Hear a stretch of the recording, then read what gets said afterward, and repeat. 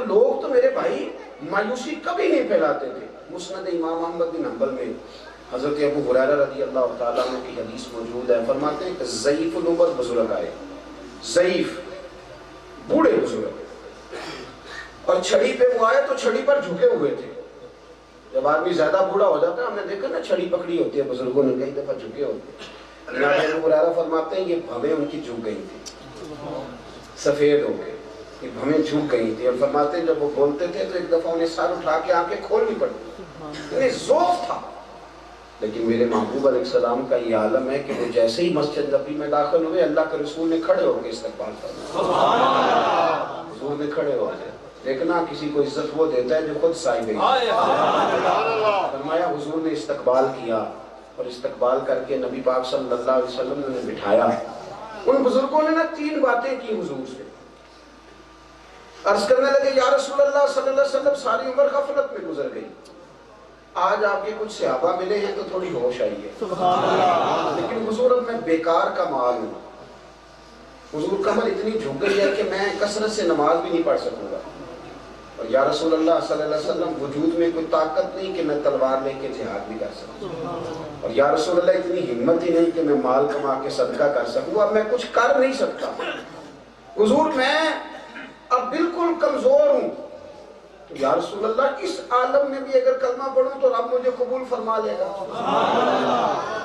3 باتیں کی کہ یا رسول اللہ نہ میں لمبی نمازیں پڑھ سکتا ہوں, اور حضور نہ میں جہاد کر سکتا ہوں, نہ محنت کر کے مال کما کے صدقہ دے سکتا ہوں. اس حالت میں بھی میرا رب قبول کر لے گا. حضرت ابو ہریرہ فرماتے ہیں بزرگوں کے لفظوں کے اندر اتنی مایوسی تھی کہ دائیں بائیں جتنے لوگ بیٹھے تھے نا, وہ ان کی اس پریشانی کا شکار ہو رہے تھے. جب آدمی اپنا دکھ بیان کرتا ہے تو اگر کسی کو درد دل ہو تو وہ اثر لیتا ہے ساتھ والا. فرماتے وہ اس انداز میں بات کر رہے تھے کہ سب لوگ پریشان ہو رہے تھے, لیکن کہتے ہیں جب انہوں نے اپنی روح داد سنا دی تو میرے محبوب علیہ الصلوۃ والسلام مسکرائے, اور جس کے گچھے سے لچھے جڑے نور, ان ستاروں کی نزہت پہ لاکھوں سلام, اور جس کی تسکین سے روتے ہوئے ہنس پڑے اس تبسم کی عادت پہ لاکھوں سلام, اور ان کے خطبے کی ہیبت پہ بے حد درود, ان کی باتوں کی لذت پہ لاکھوں سلام. نبی کریم علیہ السلام مسکرائے, اور حضور نے فرمایا بابا جی نہ آپ جہاد کریں, نہ آپ صدقہ کریں, نہ کثرت سے نوافل پڑھیں, آپ صدقے دل سے کلمہ پڑھیں. اللہ کے رسول وعدہ کرتے ہیں رب آپ کو بغیر حساب کتاب جنت عطا فرمائے. صدقے دل سے پڑھیں. حضرت ابو ہریرہ فرماتے ہیں کہ ہم نے جب یہ بات سنی, حضور نے بات تو ایک سے کی تھی پر ہمارے دل بھی کھیلی. اس خوشخبری نے ہماری طبیعتوں کو بھی رانا کر دیا. کبھی بھی زندگی میں مایوس نہ کریں, کبھی بھی مایوس نہ کریں, کبھی بھی. تو لوگ کہتے ہیں پاکستان میں بڑی پریشانی ہے, تو میں اکثر کہتا ہوں تمہیں نظر آتی ہے باہر بیٹھے بیٹھے.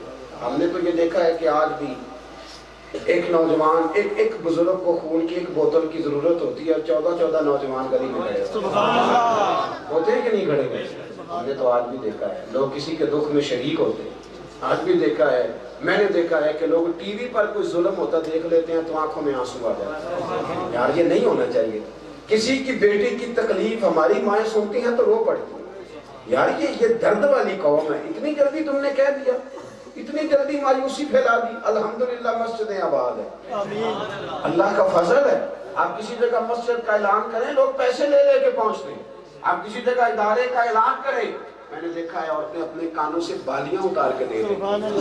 کسی شاعر نے کہا تھا بڑے شوق سے سن رہا تھا زمانہ, وہ تو ہم ہی سو گئے داستان کہتے کہتے. ہمارے اندر کمزوری ہے بھائی, شوق پیدا کریں, دائیں بائیں والوں کو شوق دیں, توانائی پیدا کریں, کوشش کریں کوئی مایوس نہ ہو. جو بچے نہیں پڑھ رہے ان کو ہم بڑی مایوسی پھیلاتے ہیں طالب علموں کے بارے میں.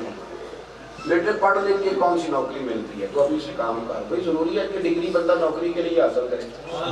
پڑھا لکھا آدمی تجارت بھی کرتا ہے تو صحیح کرتے ہیں. پڑھا لکھا آدمی اگر کوئی کاروبار بھی کرتا ہے تو اس کا رویہ ان پڑھ آدمی سے ہٹ کے ہوتا ہے.